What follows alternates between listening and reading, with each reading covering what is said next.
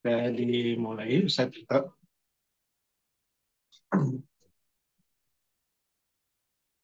Bismillahirrahmanirrahim. Assalamualaikum warahmatullahi wabarakatuh. Innal hamdalillah nahmaduhu wa nasta'inuhu wa nastaghfiruh wa na'udzu billahi min syururi anfusina wa sayyiati a'malina may yahdihillahu fala mudhillalah wa may yudlilhu fala hadiyalah. Asyhadu an la ilaha illallah wahdahu la syarikalah wa asyhadu anna Muhammadan abduhu wa rasuluh alladzi la nabiyya ba'dah. Amma ba'd. Pertama-tama, marilah kita panjatkan puji dan syukur kita kehadirat Allah Subhanahu wa Ta'ala, karena pada pagi hari ini kita semua masih diberikan nikmat sehat, nikmat iman, dan juga nikmat Islam, sehingga kita semua dapat berkumpul pada kajian subuh virtual kali ini. Tak lupa, salawat serta salam kita curah limpahkan kepada Nabi kita semua, yaitu Nabi Muhammad Sallallahu Alaihi Wasallam, kepada para keluarganya, para sahabatnya, hingga sampai kita umatnya yang insya Allah menjalankan sunnah-sunnahnya hingga akhir zaman. Amin ya Rabbal Alamin. Selanjutnya, kami ucapkan terima kasih kepada PC Al Irsyad Al Islamiyah Kota Bandung yang sudah mewadahi untuk kajian virtual kali ini. Kami doakan semoga seluruh jajaran PC Al Irsyad diberikan kesehatan dan keberkahan oleh Allah Subhanahu wa Ta'ala. Izinkan saya sebagai MC pada kajian subuh virtual kali ini membacakan susunan kegiatan pada kali ini. Yang pertama itu kita ada pembukaan, selanjutnya murojaah, lalu ada materi yang insya Allah akan disampaikan Ustadz Ikrimah. Selanjutnya ada tanya jawab dan terakhir ada penutupan. Baik, jamaah semuanya. Selanjutnya kita akan merojaah bersama-sama, yaitu kita akan membacakan surat Al-Insyirah. أعوذ بالله من الشيطان الرجيم بسم الله الرحمن الرحيم ألم نشرح لك صدرك ووضعنا عنك وزرك الذي أنقض ظهرك ورفعنا لك ذكرك فإن مع العسر يسرا إن مع العسر يسرا فإذا فرغت فانصب وإلى ربك فارغب صدق الله العظيم. Semoga apa yang telah kita bacakan dan yang telah kita dengarkan mendapatkan pahala dari Allah Subhanahu wa Ta'ala. Baik, jamaah virtual subuh yang dirahmati Allah Subhanahu wa Ta'ala, izinkan untuk para jamaah catat materi yang insya Allah akan disampaikan oleh Al-Ustadz Ikrimah. Namun sebelumnya, insya Allah pada kali ini materi yang akan disampaikan oleh Al-Ustadz yaitu berkaitan tentang akidah Islam bagian ke-10 yang dengan tema besarnya yaitu adalah hukum akal. Dan insya Allah yang akan menyampaikannya yaitu Al-Ustadz Ikrimah Arfan LC. Baik, sebelumnya kita sapa terlebih dahulu. Apakah sudah ada Ustadz Ikrimah? Assalamualaikum.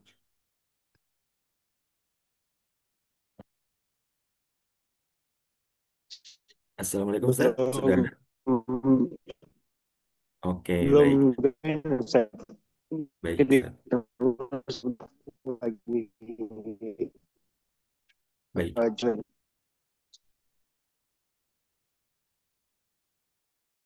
Baik, Ustadz. Baik, jamaah virtual subuh yang dirahmati oleh Allah Subhanahu wa Ta'ala, kita sama-sama membaca Al-Quran, insya Allah di pagi hari, dengan penuh dengan keberkahan, penuh dengan rahmat oleh Allah Subhanahu wa Ta'ala. Mari kita sama-sama membaca Al-Quran, kita membaca surat Al-Mulk.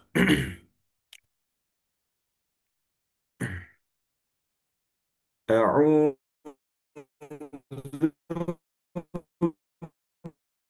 بالله من بسم الله الرحمن الرحيم بيده الملك وهو على كل شيء قدير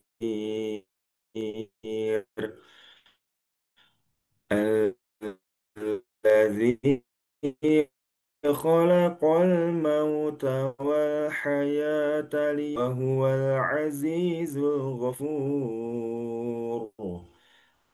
الذي خلق سبع سماوات طباقا ما ترى في خلق الرحمن من ترى هل ترى من فطور ثم ارجع البصر كرتين ينقلب إليك البصر خاسئا وهو حسير ولقد زين بمصابيح وجعلناها رجوما للشياطين وأعتدنا لهم عذاب السعير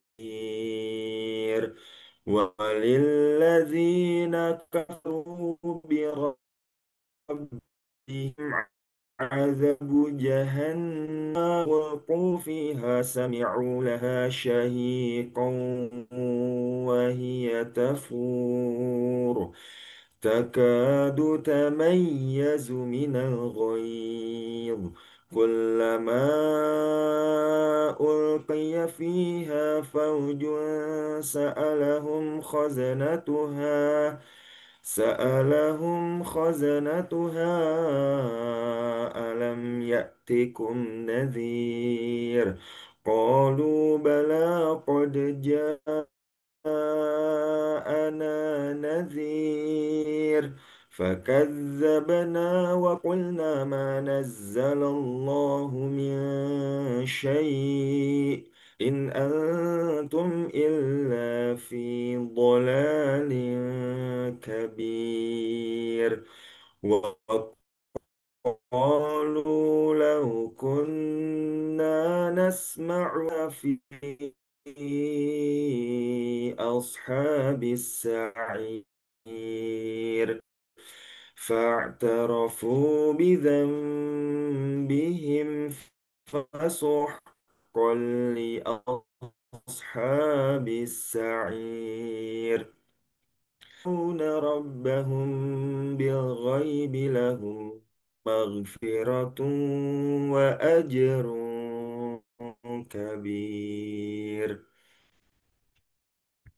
وأسروا قولكم أو اجهروا به إنه عليم بذات الصدور ألا يعلم من خلق وهو اللطيف الخبير هو الذي جعل لكم الأرض ذلولا فامشوا في مناكبها وكلوا من رزقه وإليه النشور أأمنتم من في السماء أن يخسف بكم الأرض فإذا هي تمور أم أمنتم من في السماء أن يرسل عليكم حاصبا فستعلمون كيف نذير Kan sudah ada. صدق الله العظيم. Baik, Alhamdulillah, Ustadz Ikrimah sudah berada di tengah kita semua. Namun sebelum kita masuk ke materi, izinkan saya sapa terlebih dahulu. Assalamualaikum Ustadz. وعليكم السلام ورحمة الله وبركاته. Kaifa haluk Ustadz? Bagaimana kabarnya? Alhamdulillah. Gimana semua? Sehat?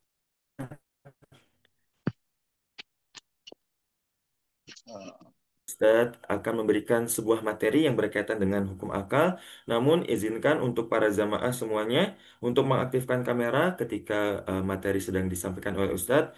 Dan catat materinya karena dengan mencatat materi, insya Allah ilmu-ilmu akan senantiasa menempel pada diri kita semua. Baik, agar mengefektifkan waktu dan juga kesempatannya, kepada Ustadz Ikrimah kami persilahkan. Baik. Assalamualaikum warahmatullahi wabarakatuh. Waalaikumsalam. Internet apa? Suaranya bagus ya. Di sini agak Waalaikumsalam. kurang stabil internetnya. Kira-kira Bagus, Ustaz. Jelas. bagus ya. Alhamdulillah. Baik. Bismillahirrahmanirrahim. Alhamdulillahi rabbil alamin. Hamdan katsiran tayyiban mubarakan fih mil'us samawati wa mil'ul ardi wa mil'u ma bainahuma wa mil'u ma syi'ta min syai'in ba'du. Allahumma salli wa sallim wa barik ala sayyidina Muhammadin wa ala alihi wa sahbihi ajma'in. Amma ba'du.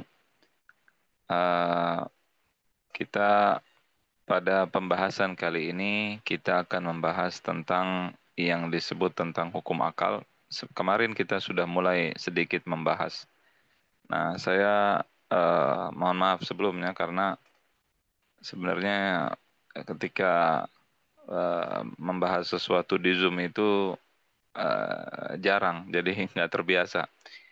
Karena biasanya kalau ngajar itu kan langsung. Nah, kalau langsung kita bisa melihat apakah yang mendengar paham atau tidak. Jadi enak bisa interaksi langsung. Cuman di sini karena tidak bertemu, maka saya harap kalau ada yang tidak dimengerti nanti bisa ditanyakan. Gitu. Mudah-mudahan bisa semua yang disampaikan bisa jelas.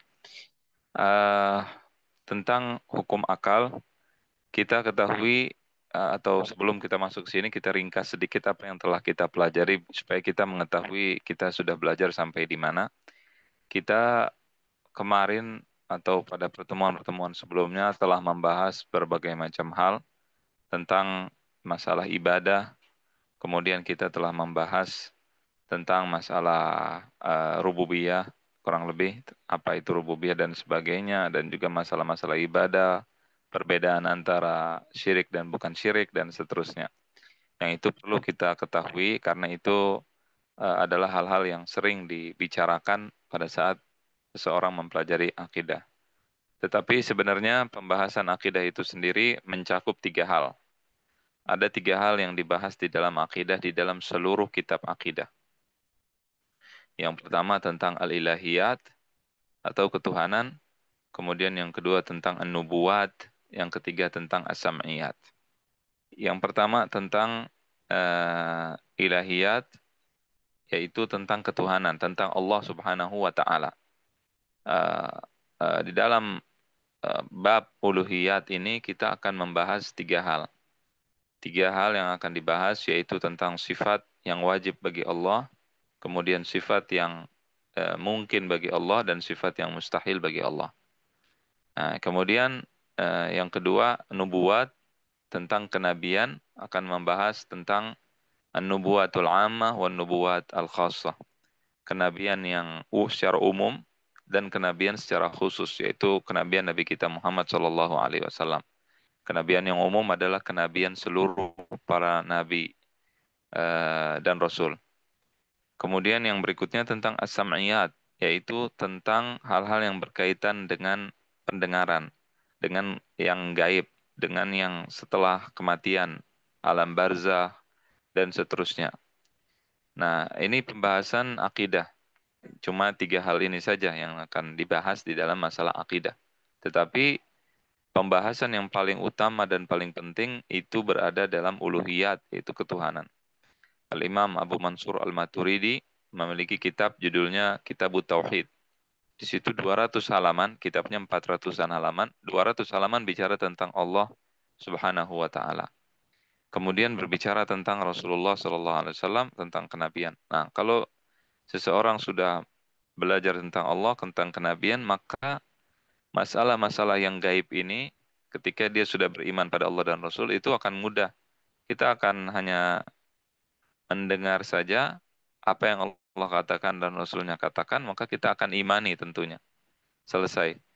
Jadi banyak orang yang ketika dia tidak paham cara belajar akidah ini, akhirnya dia acak-acakan dalam belajar, kemudian dia akhirnya tidak jelas di dalam metode berpikir dan metodologi berimannya nggak ngerti. Jadi kadang-kadang dia menolak apa yang dibawakan oleh Allah dan Rasulnya karena dianggap tidak sesuai dengan akal, tidak sesuai dengan apa yang dia anggap itu adalah bertentangan dengan akalnya. Nah, di sini apa namanya? Ini dia salah dalam berpikir karena seseorang jika sudah beriman kepada Allah dan Rasul, maka dengan mudah dia akan mengimani apapun yang Allah dan Rasulnya katakan. Oleh karena itu yang paling harus kita fokus adalah tentang keimanan kepada Allah dan Rasulnya Shallallahu Alaihi Wasallam. Ini yang dijelaskan dalam kitab-kitab akidah dan kadang-kadang yang dibahas itu kadang-kadang pembahasannya disebutkan rukun iman. Nah, itu sama saja. Jadi rukun iman dengan 3 pembahasan tadi intinya adalah sama. Iman kepada Allah mencakup kepada nanti akan apa namanya? Mencakup kepada iman pada malaikat, iman kepada rasul, iman kepada kitab, iman kepada hari akhir, pada takdir ya dan semuanya. Jadi rukun iman yang 6 itu sebenarnya dicakup dalam pembahasan ketuhanan, pembahasan kenabian dan juga pembahasan tentang hal-hal yang gaib. Begitu. Jadi ada yang mengatakan rukun iman, ada yang mengatakan 3 hal tadi pembahasannya. Nah, kemarin kita sudah sedikit membahas tentang hukum akal, tapi ini perlu kita jelaskan lagi ulang ya sedikit untuk sampai kepada sifat-sifat Allah. Pada pertemuan selanjutnya, insya Allah kita akan mungkin nanti membahas kitab, sudah kita akan baca kitabnya Syekh Sa'id bin Thalib, muridnya Syekh Ahmad Surkati, ada kitabnya Al-Aqidah Islamiyah, kitab yang ringkas, sedikit kita akan baca, supaya kita terarah nanti setelah itu kita bahas kitab-kitab lain kalau memang kita masih teruskan pelajaran kita insya Allah Ta'ala. Nah ini pembahasan tentang hukum akal ini penting karena ini dasar. Saya ngajar mahasiswa Lipia, tapi sebagian tidak paham tentang masalah ini. Mereka agak kaget mendengarkan hal ini, kemudian tidak mengerti. Maka saya pikir, apalagi orang awam, kalau mahasiswa tidak paham, maka orang-orang awam banyak yang tidak mengerti. Maka ini harus dibahas dengan detail agar supaya kita bisa memahami apa yang ada di dalam kitab-kitab akidah. Karena banyak orang salah paham ketika mengatakan hukum akal. Banyak orang mengatakan agama kita bukanlah agama dengan akal. Agama akal kita adalah agama wahyu. Kita menerima semua yang berasal dari Quran dan Sunnah. Kemudian kita tidak usah berpikir, tidak usah menggunakan akal. Nah, ini perkataan sebenarnya salah tempat. Ya, jadi ini salah tempat. Kalau kita tadi di dalam bab sam'iyat, kita tidak menggunakan akal. Dalam bab ghaibiyat, hal-hal yang gaib, kita tidak menggunakan akal. Tetapi pada saat iman kepada Allah, pembahasan iman kepada Allah, pembahasan tentang ketuhanan, maka di sini kita wajib menggunakan akal. Wajib. Ya, kenapa? Untuk membedakan, akal ini adalah alat yang Allah ciptakan untuk membedakan antara orang yang beriman, antara Tuhan yang benar dan Tuhan yang tidak benar. Jadi Allah Subhanahu wa taala memberikan akal agar kita bisa membedakan mana Tuhan yang benar, mana Tuhan yang salah. Siapa yang berhak disembah, siapa yang tidak berhak disembah. Dan jadi kalau ada di antara kita di sini mengaku menjadi nabi, saya adalah nabi atau saya adalah Tuhan, misalkan begitu. Fir'aun mengatakan aku adalah Tuhan kalian. Atau besok ada yang muncul kemudian mengatakan aku adalah Tuhan, misalkan. Di sini kita tidak akan menerima. Nah, apa yang membuat kita tidak menerima? Coba saya mau tanya misalkan, kira-kira apa ya? Pikirkan coba. Ya, apa yang membuat kita nggak nerima kalau ada manusia mengaku menjadi Tuhan? Pasti jawaban kita, ya akal kita. Kita nggak masuk akal, masa manusia menjadi Tuhan? Kan begitu. Nah, kalau kita lihat di India, kita melihat ada orang yang menyembah tikus, ada orang yang menyembah ular, ada orang yang menyembah gajah, ada apa? Ada yang menyembah sapi, mohon maaf. Ya, mungkin ada juga yang menyembah gajah, ada yang menyembah patung, ada yang menyembah macam-macam. Nah, bagaimana kita bisa mengatakan bahwa mereka semua sesembahan mereka adalah sesembahan yang salah? Nah, caranya sebelum wahyu, tentunya akal kita mengatakan bahwa mereka itu adalah sesembahan yang tidak benar, sembahan yang salah. Allah di dalam Al-Quran juga menjelaskan dalam berbagai macam ayat. Afala ta'qilun, apakah kalian tidak berpikir? Afala tatafakkarun, apa kalian tidak berakal? Tadi afala ta'qilun. Kemudian afala tatafakkarun, apakah kalian tidak berpikir? Dan seterusnya. Jadi ayat yang pertama kali turun berkaitan dengan ilmu semuanya di dalam Islam. Kalau kita perhatikan, ayat pertama kali turun adalah ayat tentang Iqra. Iqra, ismi rabbikal ladzi khalaq, khalaqal insana min 'alaq, Iqra. Jadi bacalah 2 kali. Kemudian Allah mengatakan, Iqra bismi rabbikal ladzi khalaq, khalaqal insana min 'alaq, Iqra wa rabbukal akram alladzi 'allama. Jadi 'allama, kata-kata ilmu disebut 3 kali. Iqra 2 kali, baca 2 kali. Ilmu 3 kali.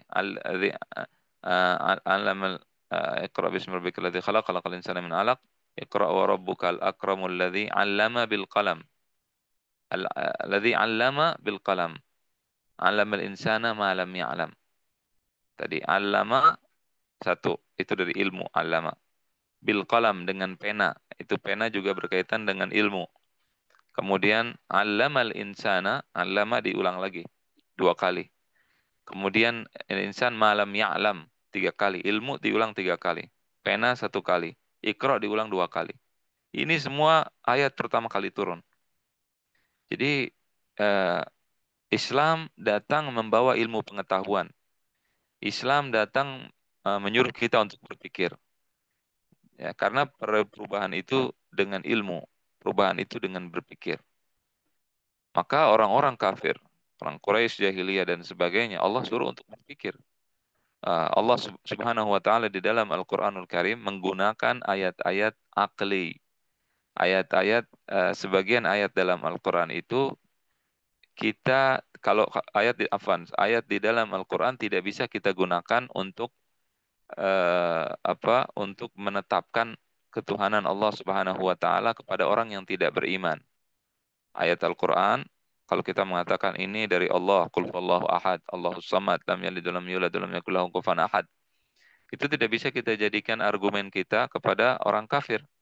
Karena orang kafir tidak beriman pada Allah dan tidak beriman pada Rasulnya Shallallahu Alaihi Wasallam.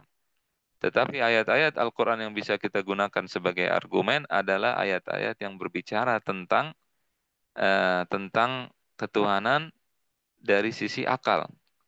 Jadi yang kita pakai, kalau itu ayat Al-Quran, tetapi Al-Quran menyuruh untuk berpikir. Untuk menggunakan akal kita. Allah berfirman, am khuliqu min ghairi syai'in am humul khaliqun. Apakah mereka diciptakan dari sesuatu yang tidak ada? Ini adalah ayat Allah yang Allah tujukan untuk orang kafir, orang yang tidak beriman. Am khuliqu min ghairi syai'in am humul khaliqun am khalaqus samawati wal arda bal la yuqinun. Apakah mereka menciptakan langit dan bumi? Dan bahkan mereka adalah orang yang tidak meyakini adanya Allah Subhanahu wa taala. Ini ayat ini digunakan untuk apa? Ayat ini untuk orang-orang kafir, ya, agar mereka beriman. Disuruh untuk berpikir, apakah mereka ini datang ke dunia tidak diciptakan kemudian tiba-tiba ada? Nah, ini yang akan kita bahas nanti. Ini namanya adalah rujhanun bila murajjah, yaitu menguatkan sesuatu tanpa penguat. Nah, ini berkaitan dengan hukum akal dan ini mustahil. Nah, Allah Subhanahu wa taala kita pakai ayat-ayatnya ini yang berkaitan dengan akal untuk mengajak orang kafir masuk ke dalam Islam. Kenapa pakai akal? Karena akal ini adalah penentu kebaikan dengan keburukan itu kita bisa lihat dengan akal kita. Kita bisa menerima sesuatu itu baik atau tidak dan juga kita bisa mengetahui siapa yang dalam kebenaran atau tidak dalam kebenaran dengan akal kita. yang Allah berikan. Kalau ada orang bertanya begini, kalau kita pakai akal siapa? Kan akal manusia berbeda-beda. Mau pakai akal siapa? Nah, ini pertanyaan banyak ditanyakan ketika kita membahas tentang masalah hukum akal. Jawabannya adalah kita pakai akal yang disepakati bersama. Ada hal-hal yang disepakati oleh seluruh manusia. Ketika sesuatu itu lemah, tidak mungkin dia bisa menjadi Tuhan dan menciptakan langit dan bumi, mustahil. Ya, jadi kalau ada orang yang punya akal sebenarnya, tetapi kemudian dia tersesat juga. Yang salah bukan akalnya, tetapi cara dia berpikirnya yang salah. Kita luruskan. Jadi kalau ada orang mengatakan 1 tambah 1 adalah 10, ini yang salah bukan akalnya, tetapi cara berpikir orang tadi. Dia salah ngitung. Maka kita benarkan. 1 tambah 1, 2 bukan 10. 1 tambah 1 bukan 3, tapi 2. Nah, ini yang harus kita benarkan. Jadi ketika seseorang menggunakan argumen dengan akalnya, ya kita bantah dengan argumen yang benar. Dia kalau kita anggap salah, maka kita bantah argumennya dengan yang benar. Nah, agar bisa mengembalikan dia berpikir ke jalan yang benar dengan cara yang benar. Jadi seperti itu. Nah, jadi kalau ada yang tanya pakai akal siapa, ya kita katakan pakai akal yang kita sepakati bersama, cara berpikir yang kita sepakati bersama. Kalau seseorang ingin menyalahkan orang lain, argumen orang lain, maka harus menjelaskan argumen kesalahan berpikir orang tersebut. Intinya kita mau membahas tentang sifat wajib, sifat kemudian jaiz atau mungkin bagi Allah, dan sifat mustahil bagi Allah. Ini dasar, prinsip dasar di dalam akidah agar kita tidak salah kaprah. Banyak orang yang kemudian murtad, kemudian dia menjadi ateis dan sebagainya karena tidak mengerti hal ini. Padahal ini sangat dasar. Nah, kita ketika berpikir, ya, ketika uh, uh, tadi saya katakan ketika ada selain Allah yang mengaku menjadi Tuhan, kita tidak beriman, kita tidak bisa imani. Karena apa? Karena dia memiliki sifat-sifat yang tidak mungkin dimiliki oleh Tuhan. Seperti misalkan dia mati, kemudian dia lemah. Itu namanya sifat mustahil bagi Tuhan, bagi Allah Subhanahu wa taala atau bagi pencipta. Nah, oleh karena itu kita menetapkan ada sifat yang wajib bagi Allah. Kemudian ada sifat yang mustahil bagi Allah. Kemudian sifat yang mungkin bagi Allah. Apa sifat yang wajib? Artinya sifat yang wajib ada bagi pencipta. Kalau ada orang yang mengaku bahwa dia menciptakan langit dan bumi, kemudian dia menciptakan manusia, dan seterusnya, maka di sini di antara sifat yang wajib adalah menurut akal adalah wujud. Wujud yaitu ada. Dia ada. Tidak mungkin dia tidak ada kemudian menciptakan, nggak mungkin. Ya, kemudian ada sifat-sifat dia maha kuasa, kemudian dia maha hidup dan seterusnya. Kemudian sifat mustahil, yaitu mustahil itu adalah tidak mungkin, tidak mungkin terjadi, tidak mungkin ada. Kalau lemah tidak mungkin. Pencipta langit dan bumi, alam semesta ini lemah, tidak mungkin. Karena kalau dia lemah tidak mungkin menciptakan langit dan bumi. Ini sifat kita tahu dari mana? Dari akal kita. Kita tahu, paham itu. Nah, jadi nanti sifat-sifat ini nanti gabungan antara dari dalil akal dan juga dalil dari wahyu. Nah, kita bisa menyimpulkan tadi sifat wajib, sifat mustahil, dan sifat jaiz bagi Allah. Tetapi sebelum masuk ke situ, sifat ini mulainya dari pembahasan tentang hukum. Hukum itu adalah itsbatu amrin min amrin, menetapkan sesuatu dari sesuatu, itu namanya hukum. Menetapkan sesuatu dari sesuatu. Misalkan kita mengatakan kalau lampu merah maka berhenti. Maka ini adalah menetapkan berhenti karena apa? Kalau ada lampu merah. Itsbatu amrin li amrin, menetapkan sesuatu karena sesuatu, itu disebut dengan hukum. Jadi hukum menetapkan sesuatu karena sesuatu. Kemudian hukum terbagi menjadi 3. Ada namanya hukum syariat. Kan tadi kita katakan hukum menetapkan sesuatu. Nah, ada hukum namanya hukum syariat. Hukum wad'i, wad'i artinya yang ditetapkan oleh seseorang atau oleh syariat. Itu namanya wad'i, yang ditetapkan. Tadinya tidak ada seperti itu, tetapi kemudian jadi ada hukum ini. Yang menetapkan adalah orang, individu, atau syariat, atau siapapun misalkan. Jadi saya contohkan misalkan lampu merah tadi. Lampu merah adalah hukum yang dibuat oleh pemerintah. Kalau ada lampu merah berhenti. Lampu hijau jalan. Itu hukum. Hukum buatan pemerintah.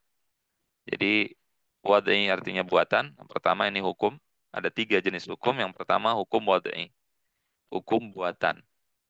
Nah, kalau kita dengar azan maka kita wajib sholat. Ini hukum buatan. Buatan siapa? Buatan Allah. Jadi ada hukum wad'i. Kalau di dalam syariat, ya hukum itu nanti terbagi menjadi banyak bagian. Yang pertama adalah wajib, kemudian sunnah, kemudian mubah, kemudian makruh, kemudian haram, kemudian sahih. Sahih itu adalah apa? Sah, kemudian fasid atau batil. Itu diantara hukum syariat. Jadi ini bukan bahasan kita. Pembahasan tentang hukum buatan bukan bahasan kita. Yang kedua ada lagi namanya hukum adi atau hukum tabi'i. Hukum daripada kebiasaan atau tabi'ah. Nah, ini terbagi juga menjadi 3 bagian. Sama, wajib, kemudian mustahil, kemudian mungkin. Ini tabi'ah artinya adalah sesuatu yang terjadi di sekitar kita. Misalkan kalau kita mengatakan bahwa api itu membakar. Hukum api apa? Kalau kita menyentuh api, membakar. Nah, ini adalah hukum yang dasarnya itu dari apa? Dari pengalaman kita. Jadi hukum yang berdasarkan pengalaman. Kita tidak tahu bahwa api membakar, kecuali karena setiap kali kita melihat api dan memegang api itu selalu membakar. Nah, ini namanya hukum tabi'ah. Hukum dari yang kita rasakan atau pengalaman kita. Contoh yang lebih mudah, listrik. Listrik itu menyetrum. Anak kecil atau orang yang tidak tahu listrik misalkan, dia ketika memegang kabel yang terbuka, pegang, dia tidak tahu bahaya bahwa listrik itu bahaya. Kalau dia tidak tahu listrik misalkan. Nah, itu ada aliran listriknya dan bahaya bisa menyetrum, dia tidak tahu. Kapan dia tahu? Ketika dia sentuh. Atau diberitahu orang lain. Kalau nggak percaya, dikasih tahu itu nyetrum, dia pegang. Begitu pegang, baru dia tahu itu menyetrum. Dia pegang lagi nyetrum, dia pegang lagi nyetrum, dia pegang lagi menyetrum, dia pegang lagi nyetrum. Karena setiap dia pegang menyetrum, maka dia membuat hukum. Dia mengatakan, kalau saya memegang listrik, maka itu menyetrum. Nah, jadi hukumnya adalah nyetrum. Karena apa? Karena setiap dia pegang, dia sudah rasakan pengalaman dia bahwa itu akan menyetrum. Jadi asal daripada hukum ini berdasarkan pengalaman yang terulang-ulang. Berdasarkan tajrubah, berdasarkan percobaan, berdasarkan eksperimen. Nah, misalkan mobil turun dari atas ke bawah. Kalau udah tanjakan, mobil itu pasti turun. Ini tahu dari mana? Karena kalau kita coba begitu terus, itu terus yang terjadi. Ini namanya hukum adi atau hukum adat atau hukum tabi'ah atau hukum yang berdasarkan pengalaman. Misalkan lagi contoh lain, es kalau kita pegang dingin. Kita tahu es itu dingin, hukumnya es adalah dingin. Itu bukan dengan akal kita pikirkan. Misalkan ada es kita lihat, kita pikirkan. Bukan dari syariat juga. Bukan buatan manusia, bukan pemerintah yang bilang itu es dingin ya. Tidak. Tapi dari apa? Dari pengalaman kita. Kalau kita pegang es, pasti dingin. Pegang lagi dingin, pegang lagi dingin. Sehingga kita akan ngajarin anak kita, akan memberitahu orang lain bahwa es dingin. Nggak percaya, pegang. Itu dipegang memang dingin. Ini namanya adalah hukum tabi'ah, hukum yang berdasarkan pengalaman. Kalau setiap kita pegang dingin, pasti itu saking seringnya tidak pernah dia tidak dingin, ini disebut wajib. Wajib, hukum wajib, tapi secara tabi'ah, secara adat, secara kebiasaan. Api membakar, itu secara kebiasaan. Ya, ini secara kebiasaan. Kemudian misalkan kita apa namanya tadi, listrik menyetrum, itu kebiasaan. Secara kebiasaan, ini hukumnya wajib karena setiap dipegang akan nyetrum. Maka hukumnya adalah hukum wajib. Tetapi yang wajib secara kebiasaan ini bisa saja berubah. Bisa berubah dan itu tidak bertentangan dengan akal. Jadi karena ini bukan hukum akal. Nah, disinilah munculnya ateis, munculnya orang yang tidak beriman. Ini kemarin saya sudah bahas sedikit tapi saya ulangi karena ini sangat penting. Eh, ini kalau orang yang sudah belajar kan menganggap bahwa ini mudah, enteng, ringan karena dia sudah bisa mengerti dan membedakan. Tapi orang yang belum belajar akan kesulitan sedikit dalam memahami hal ini. Dan kalau dia tidak paham, maka dia akan mengatakan mukjizat para nabi tidak masuk akal.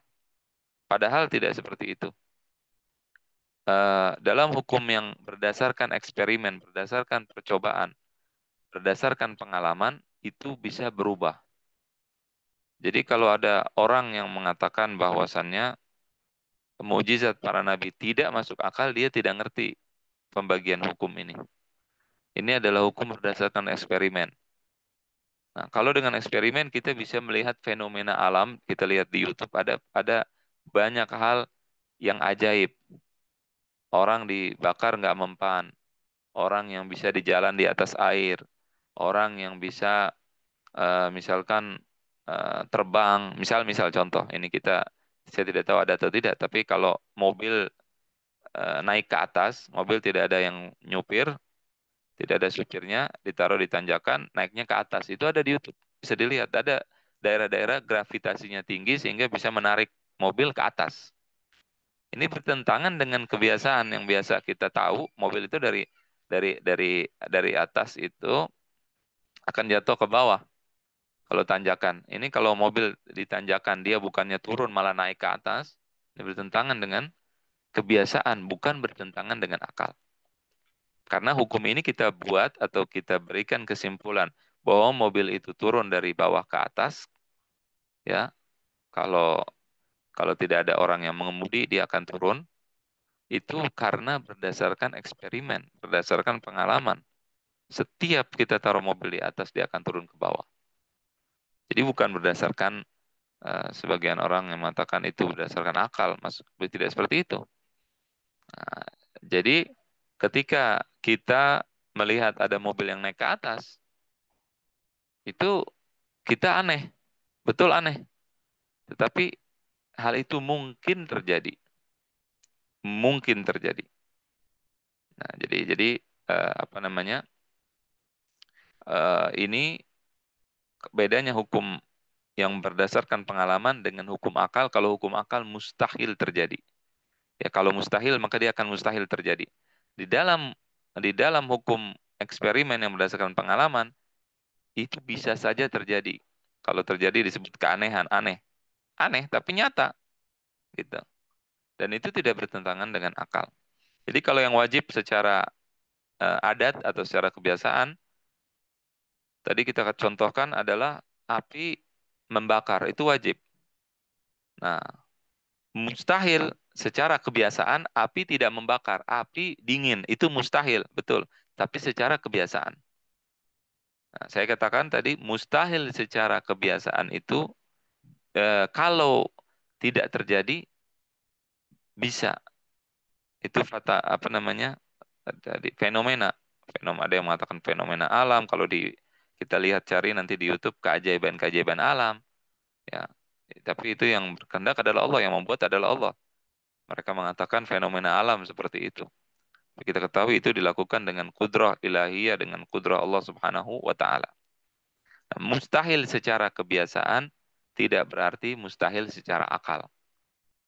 Nah, jadi ketika Nabi Ibrahim terbakar, pada saat dibakar kemudian dia kedinginan di dalam api, ini tidak bertentangan dengan akal. Ini bertentangan dengan kebiasaan. Mustahil secara kebiasaan. Biasanya api itu dipegang bakar. Tetapi Nabi Ibrahim tiba-tiba pada saat masuk ke dalam api menjadi dingin. Di sini mustahil secara kebiasaan. Ini mudah-mudahan bisa dimengerti. Kalau tidak ngerti nanti bisa ditanyakan. Nah, ini hukum yang ketiga, hukum akal. Kalau hukum akal tidak mungkin bisa terjadi. Allah itu kan maha kuasa, maha perkasa. Bisa nggak Allah merubah nih hukum akal? Allah tidak akan merubah. Karena kalau rubah, kita tidak tahu lagi mana yang benar, mana yang salah. Jadi ada hukum yang dibuat oleh akal. Pasti sifatnya. Tidak mungkin bisa berubah. Kalau berubah, misalkan ada nabi, misalkan Nabi Muhammad SAW mengatakan suatu hukum bertentangan dengan hukum akal tadi yang pasti, maka kita ketahui bahwa nabi dia bukan nabi palsu nanti. Begitu. Ketika kita tahu bahwa Nabi Muhammad SAW tidak ada di dalam hukumnya itu yang bertentangan dengan akal, yang pasti saya katakan, maka kita ketahui bahwa beliau ajarannya adalah ajaran yang benar. Kalau ada nabi palsu, kita tahu dia akan ketika dia membawa sesuatu yang bertentangan dengan akal, maka kita katakan dia adalah nabi yang palsu tanpa ragu-ragu. Kita bisa menentukan dia palsu. Kita bisa menentukan bahwa Tuhan yang ada orang yang mengaku Tuhan bahwa dia palsu ketika dia bertentangan dengan hukum akal ini. Jadi hukum akal adalah hukum yang diberikan oleh akal. Ada wajib, ada jaiz, ada mungkin, kemudian ada mustahil. Yang wajib, contohnya saya berikan contoh, adalah bapak itu lahirnya duluan sebelum anaknya. Ya, bapak lahir duluan sebelum anak. Jadi kalau ada nabi, misalkan ada orang ngaku menjadi nabi, dia mengatakan bahwa fulan adalah bapak, lahirnya belakangan. Anaknya lahir duluan. Nah, ini mustahil secara akal. Mustahil. Akal tidak akan bisa menerima sampai hari kiamat. Jadi kalau ada Ahmad adalah bapak, kemudian Muhammad adalah anak kandung dari Ahmad, ya, Ahmad dan Muhammad. Mustahil si Muhammad lahirnya duluan sebelum bapaknya. Nggak mungkin. Tidak mungkin terjadi hal itu. Ya. Jadi kalau kita lihat di dalam kitab suci, ada banyak, ada kitabnya orang Kristen, kitab Al-Quran, kemudian kitab yang lainnya. Kita bisa melihat dan meneliti apakah ada yang bertentangan dengan akal atau tidak. Ada pertentangan secara akal atau tidak di situ dengan ayat-ayat yang dianggap suci tadi. Ketika ada yang bertentangan, maka di sini kita ketahui bahwa itu bukan berasal dari Allah Subhanahu wa taala. Walau kana min indi ghairillahi lawajadu fihi ikhtilafan katsira. Allah menantang kita juga. Afala yatadabbaruna al-Qur'an. Al-Quran menyuruh kita berpikir dan Al-Quran tidak takut kalau kita berpikir. Tetapi cara pikirnya harus benar. Yang jadi masalah orang ketika berpikir tidak benar, maka dia akan salah dalam memahami Al-Quran. Afala yatadabbaruna al-Quran, tidakkah mereka mentadabburi Al-Quran? Walau kana min indi ghairillah, kalau seandainya Quran itu bukan berasal dari Allah, ini yang bicara adalah Allah. Lawajadu fihi ikhtilafan katsira. Maka mereka akan mendapatkan kontradiksi yang banyak dalam Al-Quran. Tapi kalau kita lihat dalam Al-Quran tidak ada kontradiksi. Jadi Allah menyuruh kita untuk berpikir dan melihat apakah dalam Al-Quran ada kontradiksi atau tidak. Nah, maka ketika misalkan seseorang atau misalkan ada kitab suci mengatakan misalkan ada perang A, ada 100.000 orang. Kemudian dalam ayat lain dia mengatakan perang A pasukannya ada 50.000 orang. Di sini ada pertentangan. Nah, ini tidak masuk akal sudah ketika bertentangan. Maka di dalam Al-Quran tidak ada hal tersebut.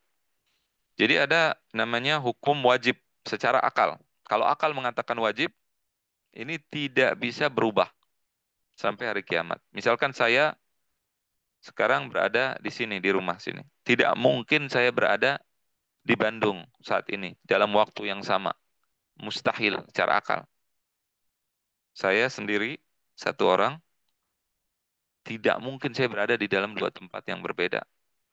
Mustahil secara akal. Jadi kalau ada wali, besok ngaku-ngaku, atau ada nabi, mengatakan saya ada di sini, dalam jam yang sama, dalam waktu yang sama, saya berada dalam dua tempat. Di sini mustahil secara akal. Bisa terjadi. Misal lagi contoh, misalkan handphone, ini handphone. Misalkan ini handphone ya. Nah, handphone ini, apa namanya, sedang diam. Nah, ini kalau apa namanya akal mengatakan kalau handphone diam berarti tidak bergerak. Kalau dia bergerak, nih bergerak sekarang, berarti dia tidak diam. Nah, coba kalau ada yang mengatakan nih handphone tidak gerak, tidak diam, nggak bisa. Silahkan pikirkan sampai hari kiamat juga nggak akan bisa. Satu benda dia tidak gerak, tidak diam, mustahil. Coba pikirkan, gimana kita pikirkan di dalam akal kita tidak akan masuk tuh. Ada benda tidak gerak, tidak diam, nggak mungkin. Nah, jadi tidak masuk akal. Itu namanya tidak masuk akal. Karena apa? Karena hukumnya yang buat akal. Kalau hukum akal tidak bisa apa namanya? Kalau wajib harus terjadi. Kalau wajib itu harus terjadi. Tadi saya katakan contohkan bapak duluan sebelum anak. Itu harus terjadi. Bapak harus lahir duluan. Wajib si bapak ini lahir duluan. Jadi kalau ada besok orang aku saya bapaknya fulan tapi lahirnya belakangan. Anaknya dia lahir tahun 50-an, dia lahirnya tahun 80. Nggak mungkin. Nggak bisa diterima. Mau itu yang bicara Nabi, mau yang bicara adalah orang yang ngaku Tuhan, siapapun yang bicara, kita katakan bahwa dia berdusta. Karena hukum akal hukumnya pasti. Gitu. Nah, ini yang harus dipahami dan dibedakan. Nah, dari sini kita bisa menentukan bahwa Allah memiliki sifat wajib secara akal. Harus orang zat yang mengatakan dia menciptakan langit dan bumi, zat yang mengatakan dia menciptakan manusia, zat yang mengatakan dia menciptakan dunia dan segala isinya harus memiliki sifat yang wajib dia miliki, yaitu dia harus maha berkuasa, maha kuasa. Nggak mungkin dia tidak maha kuasa. Secara akal, dia wajib memiliki sifat ada, harus ada. Tidak mungkin dia tidak ada kemudian menciptakan. Makanya Allah mengatakan am khuliqu min ghairi syai'in. Apakah mereka diciptakan dari tidak ada? Kalau tidak ada, bagaimana dia bisa menciptakan? Iya kan? Ah, kemudian am khalaqus samawati wal arda bal la yuqinun. Apakah mereka menciptakan langit dan bumi? Ini Allah menyuruh kita untuk berpikir. Jadi zat yang ada itulah yang akan menciptakan langit dan bumi. Kemudian zat yang mampu, yang maha kuasa, maha perkasa, itu akan menciptakan langit dan bumi. Kalau dia tidak maha kuasa, dia tidak maha perkasa, dia tidak akan bisa ciptakan langit dan bumi. Dia kita bergantung padanya, dia tidak bergantung pada yang lain. Harus seperti itu. Nah, jadi secara akal.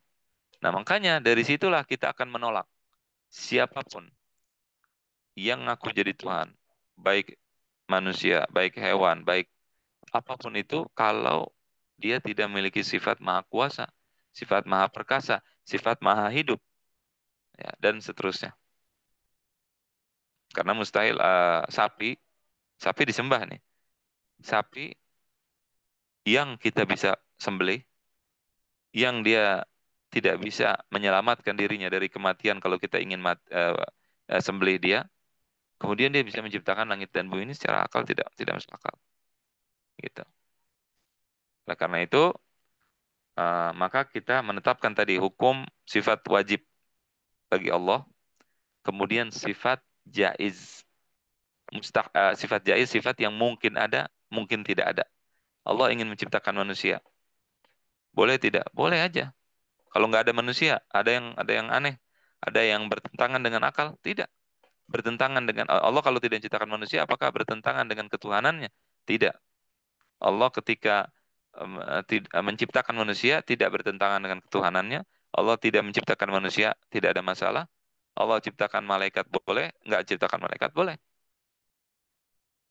Nah, kemudian Allah, kalau Allah bersifat dengan sifat lemah, Allah mati, Allah itu misalkan, atau Tuhan itu mati, Tuhan itu misalkan lupa, Tuhan itu tidak mampu, itu mustahil, nggak mungkin.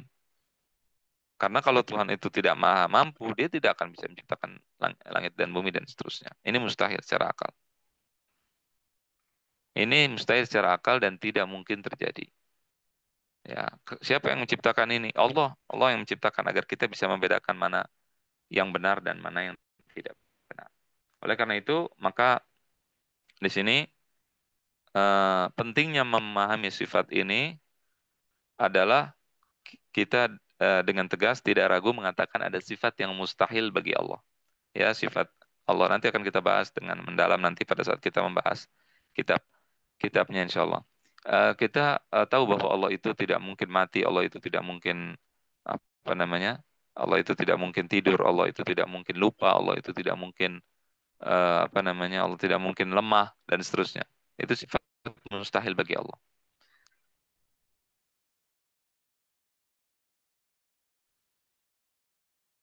Pentingnya mengetahui sifat wajib yang jaiz mungkin juga untuk menjawab pertanyaan-pertanyaan, misalkan siapa yang ciptakan Allah?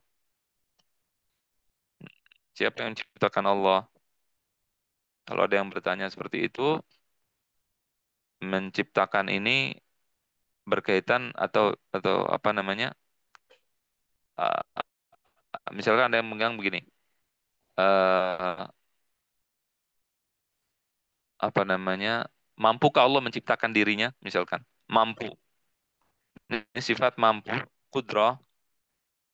Ini kita harus ketahui sifat-sifat Allah itu punya kaitan.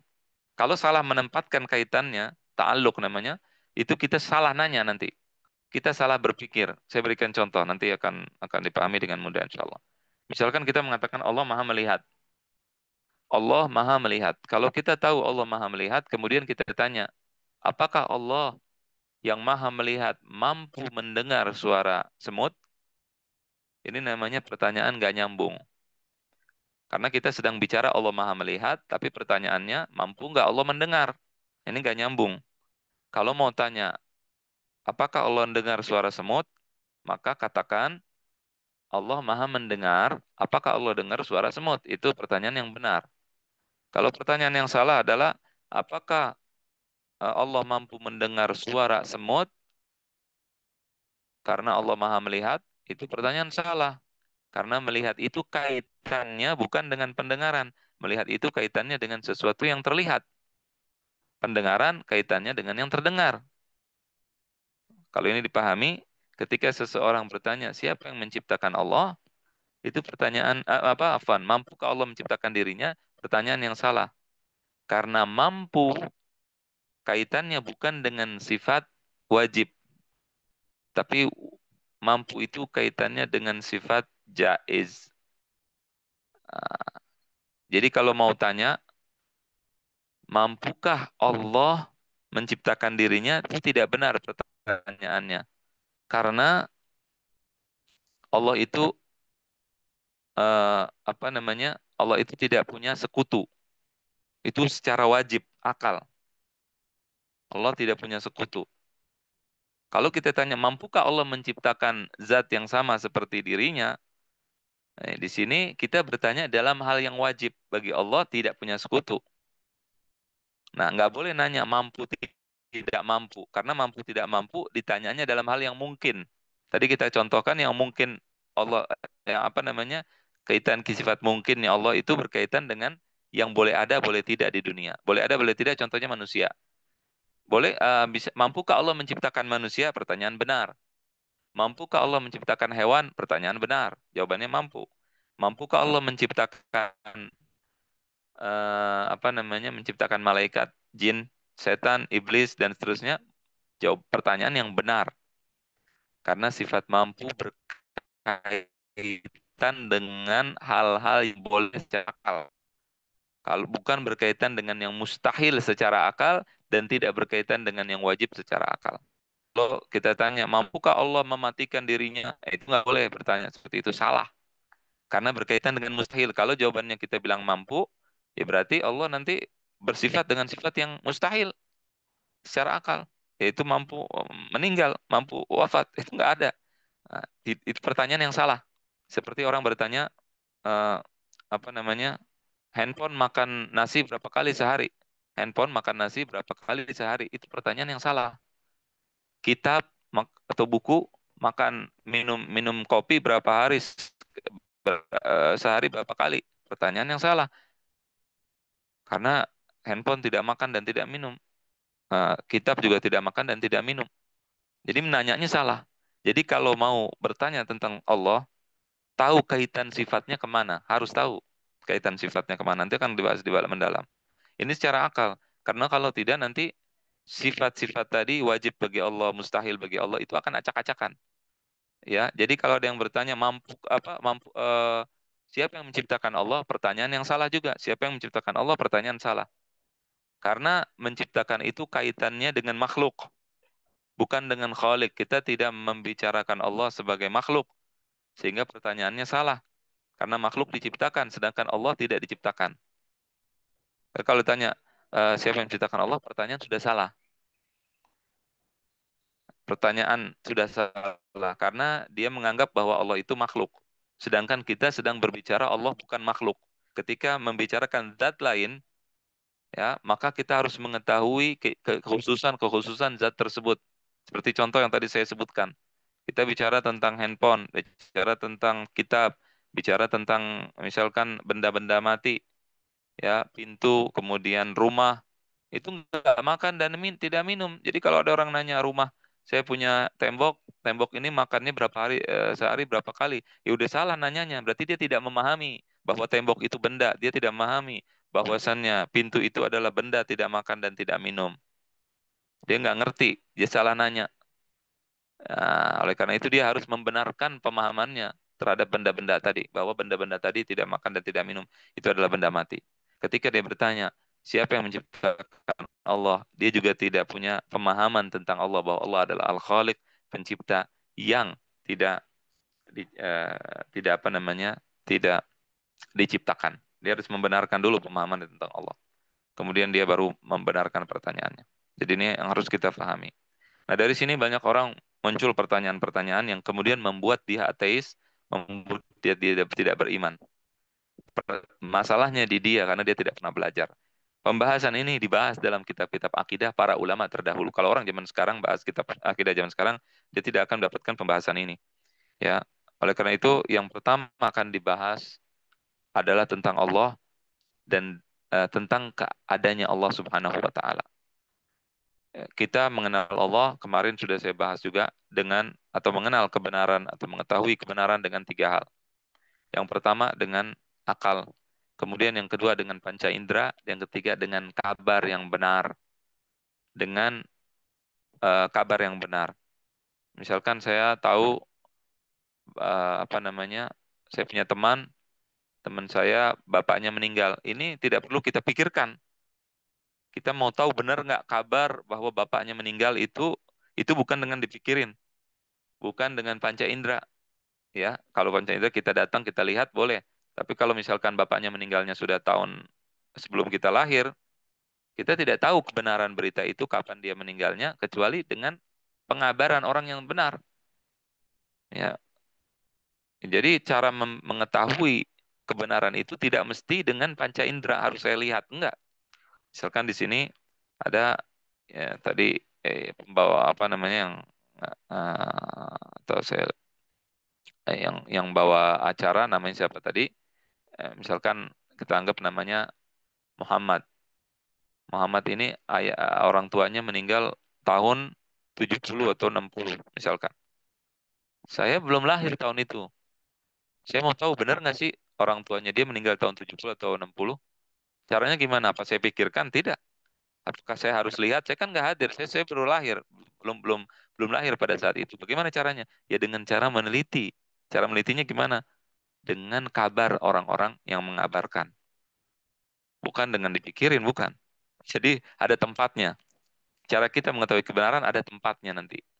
Kalau tidak tahu menempatkan, nanti salah menyimpulkan. Ya, salah nyimpulin nanti. Ya, jadi nanti mikir yang harusnya kita tahu dengan panca indera, kita pikirin. Yang harus tahu kita eh, dengan pikiran, kita harus lihat. Itu salah. Allah apakah harus dilihat untuk menetapkan keberadaan Allah dan wujudnya Allah, bahwa Allah itu ada, bahwa kita katakan saya harus lihat Allah. Kalau saya tidak lihat, maka saya tidak akan percaya kepada Allah. Ini adalah logika Firaun kepada Nabi Musa. Dia mengatakan apa namanya? Wahai Nabi Musa, saya mau bangun apa namanya? Bangun tangga ke langit. Saya mau lihat Allah, kamu di mana? Di sini dia mengatakan kebenaran itu harus dia lihat dengan matanya. Itu salah. Karena mata bisa menipu. Kita melihat fata morgana, kita anggap ada air, padahal tidak ada air.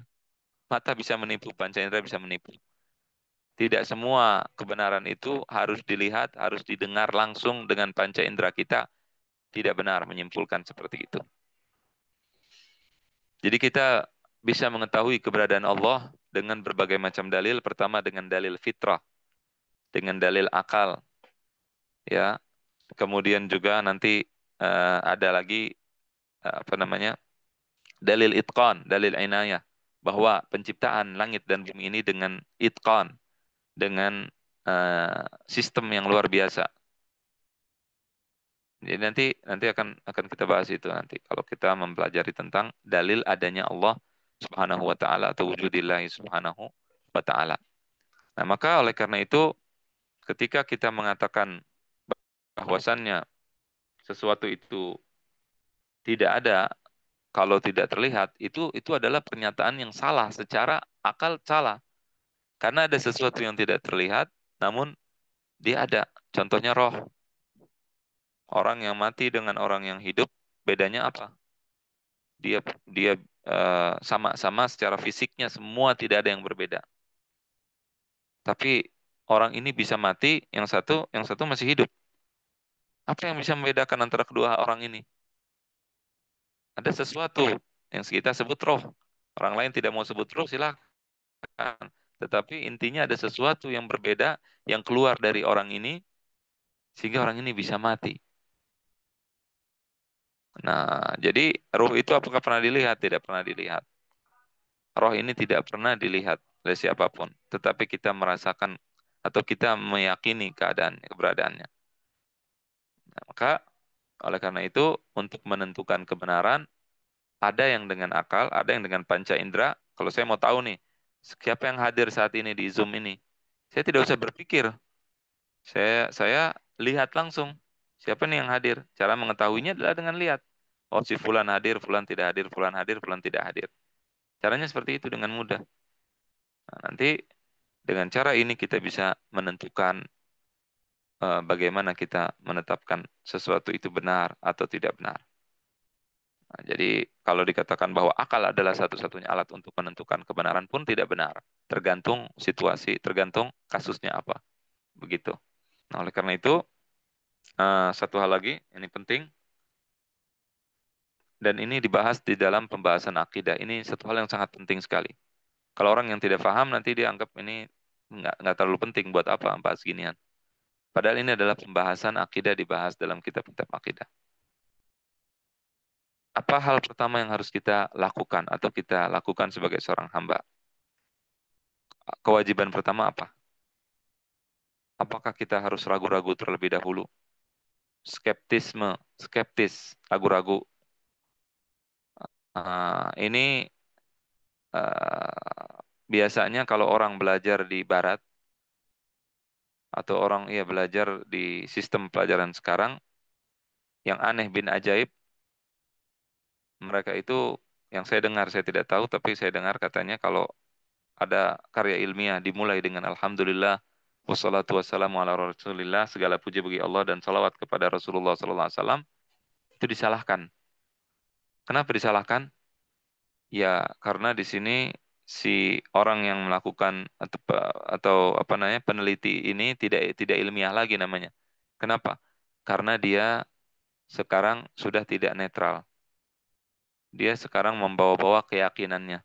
Katanya seperti itu. Jadi orang kalau mau mengetahui kebenaran itu, dia harus meninggalkan keyakinannya, kemudian dia meneliti dari dasar, oleh karena itu dia harus meragukan semua hal. Dia harus meragukan apakah ini benar atau tidak benar. Maka pada saat kita belajar akidah, Kalau kita mau menentukan akidah Islam itu benar tidak, oleh karena itu kita harus ragu-ragu dulu. Ini adalah perkataan sebagian orang, ya, sebagian kelompok juga. Nah, ini penting kita pahami. Nanti ada yang mengatakan bahwa kewajiban pertama bagi seseorang adalah ragu-ragu. Kalau kita mau tahu yang benar, ya udah ragu-raguin dulu apakah Allah ada, Nabi tidak ada atau tidak, ya, dan seterusnya. Kemudian ada yang mengatakan awal pertama kali yang wajib dilakukan seseorang adalah bertauhid. Ini orang mengatakan ini dia tidak nyambung karena kita sekarang sedang bahas tauhid. Orang kewajiban pertama harus bertauhid. Iya, sekarang saya mau tauhid memang. Apa yang harus saya lakukan pertama kali? Kan gitu.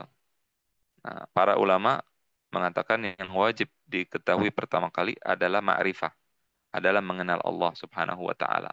Caranya dengan apa? Dengan melihat kekuasaan Allah, dengan mempelajari, dengan mengetahui bukti-buktinya adanya Allah. Afala yanzuruna ilal ibili kaifa khuliqat? Apakah mereka tidak melihat, tidak berpikir tentang unta bagaimana diciptakan? Fala yanzuruna ilal ibili kaifa khuliqat wa ilas sama'i kaifa rufi'at? Bagaimana eh, langit diangkat? Itu adalah dalil.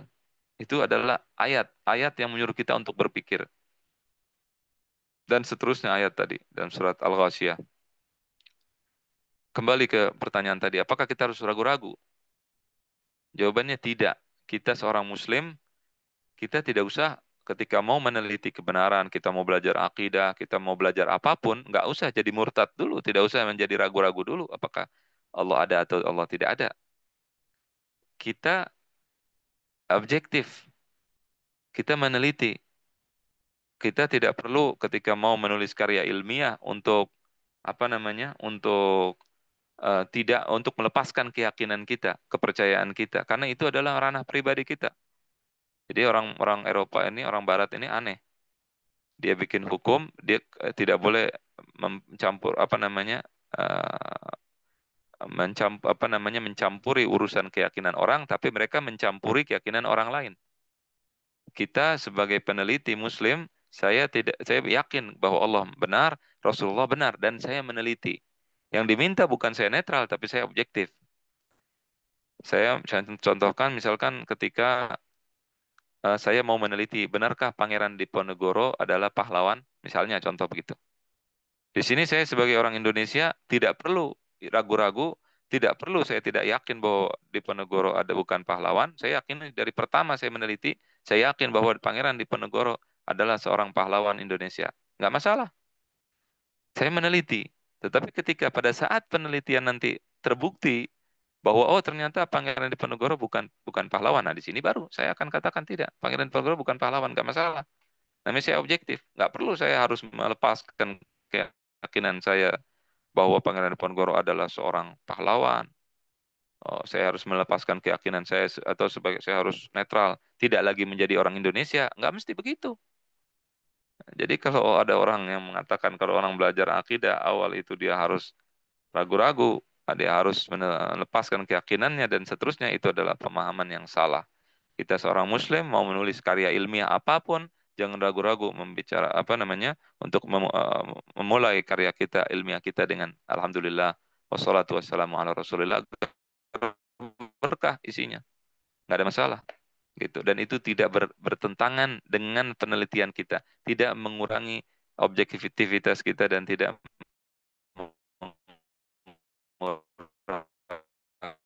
mengurangi apa namanya itu yang harus dipahami karena orang yang belajar agamanya di barat ini akhir zaman mereka akan mengajarkan pertama kali kita harus ragu-ragu terhadap semua hal sehingga aneh bin ajaib ya ketika apa namanya seorang muslim tidak menerima hadis lagi atau tidak mau apa namanya mengambil sumber hadis-hadis Nabi Shallallahu Alaihi Wasallam sebagai sumber dia ketika dia atau maafan tidak mengambil sumber-sumber Islam pada saat dia membahas tentang hal-hal yang berkaitan dengan keislaman karena dia anggap kalau saya mengambil sumber-sumber Islam itu tidak lagi berkaitan dengan tidak lagi ilmiah namanya katanya begitu. Dan ini tentunya sebuah kesalahan fatal dan kesalahan besar dan kesalahan berpikir yang harus dibenahi. dan itu tidak benar. Mudah-mudahan apa yang disampaikan bermanfaat. Kalau ada pertanyaan dipersilakan. Allahu a'lam. Sallallahu alaihi wasallam ala sayyidina Muhammadin wa ala alihi wa sahbihi ajma'in. Baik, Masya Allah, Alhamdulillahirrahmanirrahim. Terima kasih Ustadz Ikrimah yang sudah menyampaikan materinya dengan sangat padat, sangat berisi, begitu Masya Allah. Mulai dari berkaitan dengan akidah, kita review terlebih dahulu mungkin berkaitan dengan akidah, bahwasanya ada tiga, yaitu berkaitan dengan uluhiyah, nububiyah, dan sam'iyah. Di mana dengan uluhiyah itu kita berkaitan dengan ketuhanan yang meliputi dengan sifat wajib, mustahil, dan juga jaiznya. Lalu nubuwah yaitu ada dua bagian, yaitu khosoh dan juga am, yaitu umum. Dan yang sam'iyah itu yang berkaitan dengan pendengaran dengan hal yang gaib, seperti itu. Lalu juga ada yang berkaitan dengan sifat Allah. Di sini ada tiga jenis, yaitu yang pertama sifat wajib, sifat mustahil, dan juga sifat jaiz. Dan hukum itu yaitu menetapkan sesuatu karena sesuatu, begitu. Baik, bagi para jamaah yang mempunyai pertanyaan, yang memiliki pertanyaan, dipersilakan untuk menanyakan kepada Ustadz. Bisa langsung dinyalakan audio dan videonya, ataupun juga bisa menulis di kolom komentar. Kami buka satu pertanyaan, Ustadz ya. Begitu. Dipersilakan bagi para jemaah, bagi yang memiliki pertanyaan bisa langsung ditanyakan kepada Ustadz.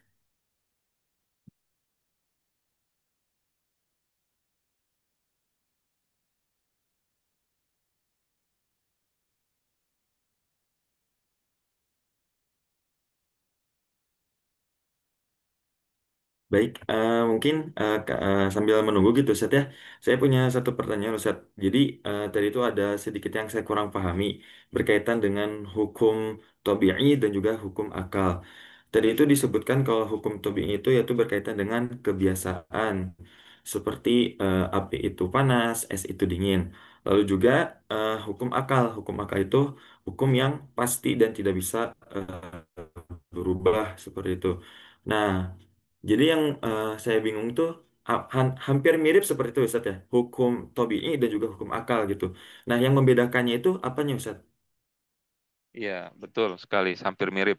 Sehingga karena hampir mirip ini, banyak orang yang salah paham gitu. Kadang-kadang ketika kita boleh saja bilang tidak masuk akal secara apa namanya majas ya. Tapi kalau eh, pada hakikatnya kita harus membedakan tuh antara dua hal. Yang membedakan adalah penentuannya. Ketika menentukan api itu terbakar, itu yang menentukan siapa? Apakah akal? Kalau menyentuh api itu akan terbakar atau api itu panas. Kalau kita belum pernah lihat api misalnya, siapa namanya antum? Afwan? Ito, Ah, Ito, Ito. Ito. Nah, ya. Pak Ito misalkan belum pernah melihat listrik dah. Kalau api kan semua orang pernah lihat. Listrik, belum pernah lihat listrik. Misalkan seperti itu. Listrik kan penemuan baru lihat nih, Pak Ito misalkan. Mau tahu listrik itu menyetrum dari mana? Taunya. Apakah Dicoba dulu Ustaz. dipikirkan? Dipegang. Nah, dicoba. Itu menentukannya. Yang menentukannya dengan nyoba, dengan pengalaman, dengan percobaan. Bukan dengan dipikirin gitu. Enggak. Misalkan ada orang belum pernah lihat es. Dia belum pernah nyentuh es misalkan. Belum pernah menyentuh. Misal ini cuma kita berkhayal aja. Ada orang belum pernah lihat es, belum pernah menyentuh es. Dia memikirkan es ini dari jauh. Ini apa nih es nih? Apakah dingin? Apa gimana? Dia nggak tahu nih. Dia tidak akan bisa menentukan bahwa hukumnya apa. Apakah es itu dingin atau panas kecuali ada yang ngasih tahu atau dia lihat sendiri. Dia sentuh sendiri maksudnya. Bukan dengan akal dipikirin, kemudian dia menentukan, oh es itu dingin. Bukan. Tetapi dengan dia sentuh. Paham nggak maksud saya? Ya, Paham kalau insyaallah Ustaz. akal, dengan akal kita menentukannya. Misalkan Pak Ito, bapaknya namanya siapa? Mohon maaf. Bapak, Namanya Teguh Ustaz. bapak namanya Teguh. Misalkan Pak Ito bilang, Pak Teguh itu lahir tahun 2000. Pak Itonya lahir sebagai anak lahir tahun 80. Kan nggak masuk akal. Taunya nggak, kita mengatakan nggak mungkin itu dari akal. Itu yang memberikan hukum akal. Paham ya? Bisa bedanya. Paham, paham. Bisa bedakan atau tidak Insyaallah. bisa? Insyaallah bisa Iya, Ustaz. iya. Oleh karena itu di dalam Islam mukjizat itu berkaitannya bukan dengan akal tetapi dengan adat. tabi'i. Nah, sehingga kalau dibilang mujizat Nabi itu nggak masuk akal, itu salah paham dia, gitu. Itu yang penting dibahas, gitu. Allahu alam. Insya Allah, jazakallah khair Ustaz atas jawabannya. Iya, Insya Allah iya. sudah bisa membedakan gitu ya, bagaimana menetapkan dengan hukum tabii dan juga hukum akal seperti itu. Baik Ustadz, karena waktunya sudah eh, melewati batas, mungkin kita akhiri saja untuk pertemuan kali ini. Mungkin sebelum ditutup, dipersilakan Ustadz untuk memberikan statement terakhir, Mangga. Baik.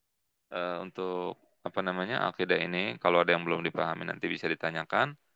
Eh, Insya Allah nanti pada pertemuan berikutnya kita akan membahas tentang atau baca kitab Insya Allah yang ringan, dasar, kitab karangan Ustaz Said bin Thalib Insya Allah Ta'ala. Kitabnya judulnya Al-Aqidah Al-Islamiyah. Beliau murid-muridnya Syekh Ahmad Surkati.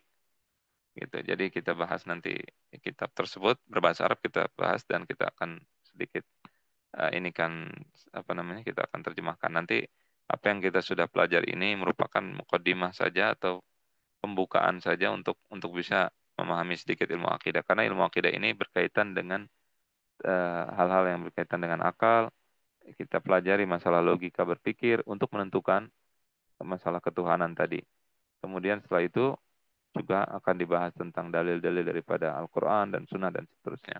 Mudah-mudahan apa yang kita pelajari bermanfaat dan kalau ada yang tidak dipahami nanti jangan ada yang malu untuk bertanya. Kalau malu nanti takutnya tidak paham dan akhirnya nanti salah dalam menyimpulkan. Allahu a'lam itu aja dari saya. Baik, sekali lagi kami ucapkan terima kasih banyak, jazakallah khairan. Semoga ilmu yang telah Ustadz berikan menjadikan pahala bagi Ustadz sendiri dan juga keberkahan. Semoga Allah menjaga Ustadz dari segala mara bahaya. Amin. Dan kami doakan juga seluruh jamaah senantiasa diberikan kesehatan dan juga kelancaran untuk segala aktivitasnya. Marilah kita tutup kegiatan kali ini dengan bersama-sama mengucapkan hamdalah. Alhamdulillahirrabbilalamin. Dan doa akhir majelis. Subhanakallahumma wa bihamdik. Asyhadu an la ilaha illa anta. Astagfiruka wa atubu ilaik. Sekali lagi terima kasih atas partisipasinya untuk para jamaah dan untuk Ustadz.